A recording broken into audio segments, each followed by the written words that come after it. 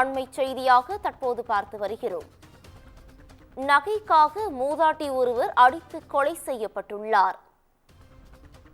சென்னை நொளம்பூரில் வீட்டில் தனியாக வசித்த 70 வயது மூதாட்டி மேரி என்பவர் நகைக்காக அடித்து கொலை செய்யப்பட்டுள்ளார். இதுகுறித்தான கூடுதல் விவரங்களை வழங்குவதற்காக எமது செய்தியாளர் சுப்பிரமணியன் இணைப்பில் இணைகிறார். சுப்பிரமணியன், வணக்கம். இதுகுறித்தான கூடுதல் விவரங்கள் என்ன?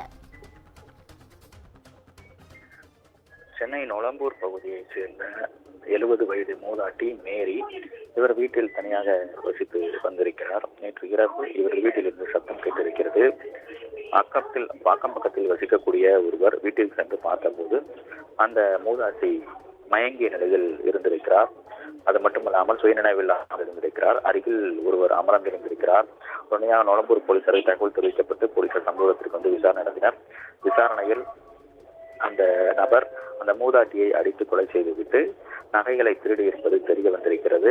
கைதானவருடைய பெயர் காராமணி என்ற ஏழுமலை. அவருக்கு 65 வயது ஆகிறது. அவர் மூதாட்டியிடமிருந்து 2 கம்மல் நகை ஆகியவை திருடி இருப்பது தெரிய வந்திருக்கிறது.